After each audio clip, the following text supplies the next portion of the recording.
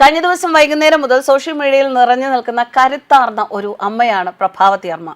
പ്രഭാവതി അമ്മയെ കണ്ടപ്പോൾ തന്നെ എല്ലാവർക്കും വളരെയധികം സന്തോഷം. എന്തൊരു ചങ്കൂറ്റമാണ് പ്രഭാവതി അമ്മയ്ക്ക് ഈ പ്രായത്തിലും എന്ന് കഴിഞ്ഞ ദിവസം ആ വീഡിയോ ദൃശ്യങ്ങൾ കണ്ട് പറയാത്തവർ ചുരുക്കമാണ്. നമുക്കറിയാം, കഴിഞ്ഞ ദിവസം പ്രഭാവതി അമ്മ ഫുട്പാത്തിലൂടെ നടന്നു പോകുമ്പോൾ തൻ്റെ എതിരെ വന്ന ഒരു സ്കൂട്ടർ യാത്രികനെ തടഞ്ഞു നിർത്തുകയും ഇതുവഴി പോകാൻ പറ്റില്ല എന്ന് പറയുകയും അതിന് ചോദ്യം ചെയ്യുകയും നിങ്ങളൊന്ന് മാറി, ഞാൻ മുന്നോട്ട് പോകട്ടെ എന്ന് പറഞ്ഞ സ്കൂട്ടർ യാത്രികനോട് ഈ വഴി ഇനി പോകാൻ പറ്റില്ല, താൻ വേണമെങ്കിൽ റിവേഴ്സ് എടുത്ത് പോകൂ എന്ന് പറഞ്ഞ് അയാളെ കൊണ്ട് റിവേഴ്സ് എടുപ്പിച്ച് റോഡിലൂടെ ഇറക്കി വിട്ട പ്രഭാവതി അമ്മയെ പോലെയാകാൻ എല്ലാവരും കൊതിക്കുന്നുണ്ട് അല്ലേ?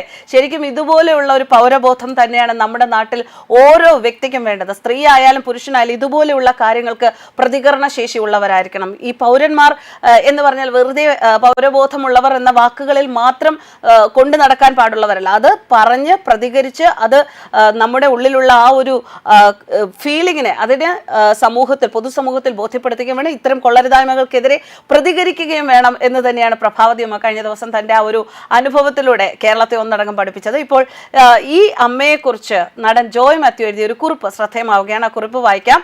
ഫുട്പാത്തിലൂടെ സ്കൂട്ടർ ഓടിച്ചെത്തിയ യാത്രികനെ തടഞ്ഞ പ്രഭാവതി അമ്മ കേരളത്തിന് ഒന്നാകെ മാതൃക. എൻ്റെ ചെറുപ്പകാലത്ത് ആരെയും കൂസാതെ പാലാട്ട് താഴം ചുള്ളിയോട് റോഡിലൂടെയും എരഞ്ഞിപ്പാലം കരിമ്പനപ്പാലം റോഡിലൂടെയും അലങ്കാരങ്ങൾ ഏതുമില്ലാതെ തിടുക്കപ്പെട്ടു പോകുന്ന സ്ത്രീയായിരുന്നു പ്രഭാവതി. എങ്ങോട്ടാണ് അവർ തിടുക്കപ്പെട്ടു പോകുന്നത് എന്ന് അന്വേഷിച്ചപ്പോഴാണ് അവർ പാർട്ടി പ്രവർത്തനത്തിന് പോവുകയാണ് എന്നറിഞ്ഞത്.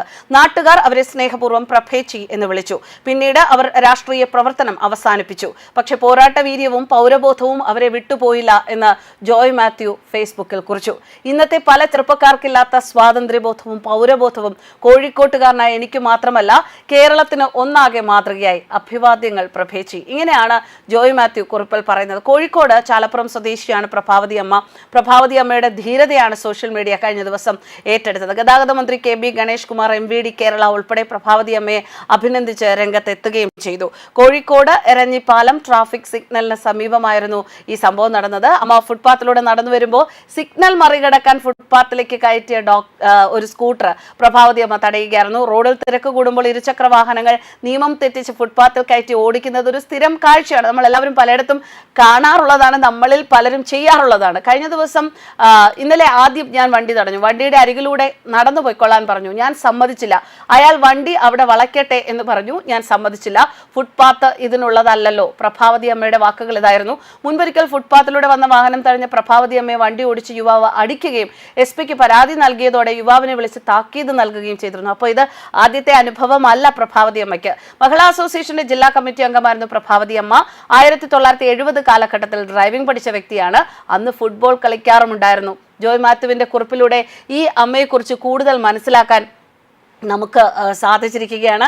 എന്തായാലും ആ വരവിലും ആ ഒരു വർത്തമാനത്തിലും ആ അമ്മ ചില്ലറക്കാരി അല്ല എന്ന് നമുക്ക് ആ ദൃശ്യങ്ങളിലൂടെ വ്യക്തമായി കഴിഞ്ഞു. എന്തായാലും ഇത്രമാത്രം അമ്മയെ അറിയുന്ന ഒരു വ്യക്തി എന്നുള്ള നിലയിൽ ഇദ്ദേഹത്തിന്റെ കുറിപ്പ് കൂടിയായപ്പോൾ അമ്മ ശരിക്കും ആരാണ് എന്ന് ഇപ്പോൾ കേരളം ഒന്നടങ്കം മനസ്സിലാക്കിയിരിക്കുകയാണ്. News desk കർമാനസ്.